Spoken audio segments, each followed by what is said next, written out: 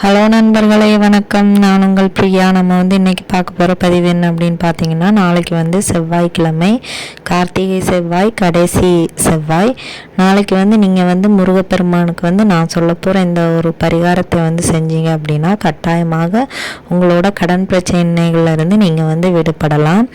அதற்கு நம்மளுக்கு தேவையான பொருட்கள் என்னென்ன அப்படின்னு பார்த்தீங்கன்னா, துவரம் பருப்பு, அப்புறம் பச்சரிசி, அப்புறம் சிறிதளவு நாட்டு சர்க்கரை, ஒயிட் சுகர் கிடையாது, நாட்டு சர்க்கரை. ஸோ இதை வச்சு தான் நம்ம இந்த பூஜையை நாளைக்கு முருகருக்கு செய்ய போகிறோம். அதுக்கு முன்னாடி தமிழ் கடவுளாகி நம்ம முருகப்பெருமானை அவங்க யாருக்காவது பிடிக்கும் அப்படின்னா, நீங்கள் இந்த வீடியோவின் பதிவை பார்க்குறவங்களா இருந்தீங்க அப்படின்னா மறக்காமல் நம்ம கமெண்ட் பாக்ஸில் ஓம் சரவண பவான்னு சொல்லிட்டு ஒரு கமெண்ட் மட்டும் போஸ்ட் பண்ணுங்கள். இப்போ வாங்க நம்ம பதிவுக்குள்ளே போகலாம். ஸோ நாளைக்கு கடைசி கார்த்திகை செவ்வாய்க்கிழமை. நாளைக்கு மிஸ் பண்ணிங்க அப்படின்னா நம்ம இனி இதே மாதிரி வேண்டுதல்களுக்காக நாளைக்கு முருகப்பெருமான்கிட்ட நீங்கள் என்ன மாதிரியான வேண்டுதல்கள் வச்சாலும் கட்டாயமாக கிடைக்கும். அதுவும் கடன் பிரச்சனைக்காக கேட்டோம் அப்படின்னா அதுவும் கட்டாயமாக நம்மளுக்கு ஓரளவுக்கு தீர்ந்து விடும்.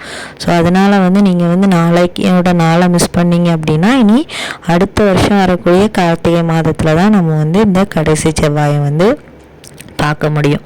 அதாவது கார்த்திகை கடைசி செவ்வாய் நான் சொல்கிறது. ஸோ நம்ம நாளைக்கு முருகப்பெருமானுக்கு என்ன மாதிரியான அலங்காரங்கள் பண்ணணும் அப்படின்னா, நாளைக்கு அவருக்கு சிவப்பு நிற பூக்களில் அலங்காரம் பண்ணுறது மிகவும் உகந்தது. ஸோ உங்களுக்கு செவ்வரளி மலர் கிடைத்தது அப்படின்னா அதில் அலங்காரம் பண்ணுங்கள்.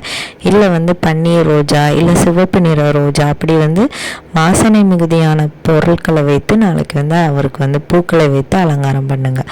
மல்லிகை பூ கிடைத்தது அப்படின்னாலும் ஒன்றும் பிரச்சனை இல்லை. சிவப்பு நிற பூக்கள் கிடைக்கல அப்படின்னா மல்லிகை பூ அது கிடைச்சிது அப்படின்னா அதை வச்சு அலங்காரம் பண்ணிக்கோங்க. அப்புறம் நாளைக்கு உங்களுக்கு என்ன நெய்வேத்தியம் செஞ்சு வைக்கணும் அப்படின்னாலும் வச்சுக்கோங்க. கட்டாயமாக ஒரு வெற்றிலையும் பாக்கும் பழமும் வைக்கணும். நாளையோட வேண்டுதல். இந்த வேண்டுதல் எந்த டைமில் செய்யணும் அப்படின்னு பார்த்தீங்கன்னா, ஒன்றுலேயே காலை ஹோரை நேரத்தில் பண்ணுங்கள். இல்லை இரவு ஹோரை நேரம் 8 to 9 அந்த டைமுக்குள்ளே பண்ணுங்கள்.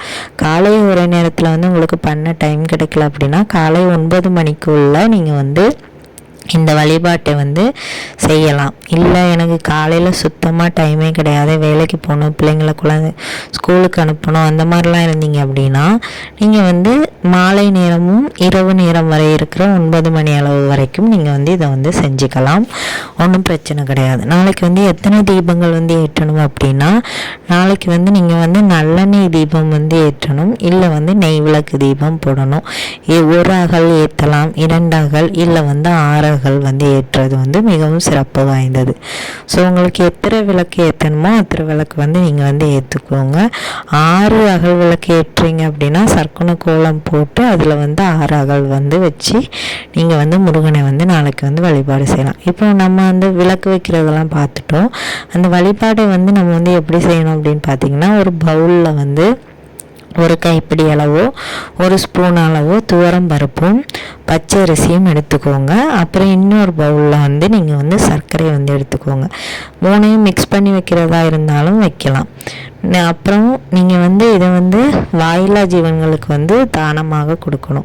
காலையிலேயே நீங்கள் இதை பண்ணிட்டீங்க அப்படின்னா கட்டாயமாக நம்ம இப்போ காக்காக்கோ இல்லை குருவிக்கோ இல்லை சேவலுக்கோ வீட்டில் வளர்க்குற கோழிகளுக்கோ ஏதாவது ஒரு பறவைக்கு நம்ம கொடுக்கலாம். அப்படி இல்லை நீங்கள் ஈவினிங் பண்ணுறீங்க அப்படின்னா இந்த அரிசியும் துவரம் பருப்பையும் கொஞ்சம் ஊற வச்சு அதுக்கப்புறமா அதில் நாட்டு சர்க்கரை கலந்து பசுமாட்டுக்கோ ஏதாவது ஒரு ஜீவனுக்கு நீங்கள் கொடுக்கலாம். அப்படி 2க்குமே இது பறவைகளுக்கும் கொடுக்க முடியல, பசுமாட்டுக்கும் கொடுக்க முடியல அப்படின்னா அது எல்லாம் கலந்து நீங்கள் வெளியே கொண்டு தட்டி வச்சுருங்க. எறும்போ அந்த மாதிரி பூச்சி வகைகள் கூட சாப்பிடலாம், ஒன்றும் பிரச்சனை இல்லை. ஏதாவது ஒரு உயிரில்லா ஜீவன் நாளைக்கு இதை சாப்பிடணும். அப்படி சாப்பிடும்போது உங்களுக்கு கடனாகிய உங்களோட கர்ம வினைகள், நம்மளோட கடன்னு சொல்லது நம்மளோட கர்ம வினைகள் தான். நம்ம கர்ம வினைகள் வந்து தீரும்போது நம்மளோட வாழ்க்கையும் வந்து நல்லாக ஆரம்பிச்சிடும். நம்மளோட கர்ம வினைகள்னாலையும் நம்மளோட டைம் வந்து சரியில்லாமல் போகிறதுனாலையும் தான் நம்மளுக்கு வந்து கஷ்டங்கள் வந்து அதிகமாக வருது. இது எல்லாமே ஒரே நேரத்தில் வந்து சேர்ந்து வரும்போது நம்மளுக்கு வந்து வாழ்க்கையே வந்து வெறுத்து போகிறது. ஸோ அந்த நேரத்தில் வந்து நீங்கள் வந்து முருகன் மீது இருக்கக்கூடிய அந்த நம்பிக்கையை வந்து கைவிடாமல் முருகனையும் வந்து பற்றி கொண்டு இருந்தீங்க அப்படின்னா கட்டாயமாக உங்கள் வாழ்க்கையில் வந்து ஒரு வெளிச்சத்தை வந்து அவர் வந்து கொண்டு வருவார். இது வந்து உண்மையான ஒரு விஷயம்.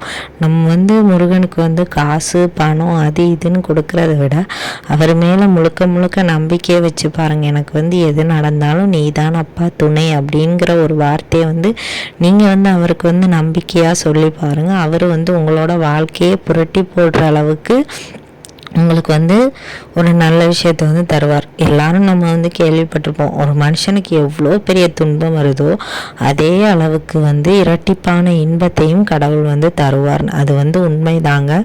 இந்த கலியுக நம்ம முருகப்பெருமான் வந்து இந்த கலியுக கடவுளாக வந்து இருக்கிறதே நம்மளோட துன்பங்களை போக்கி நம்ம வாழ்க்கையில் வந்து ஒரு இன்பத்தை கொண்டு வர்றதுக்கு தான்.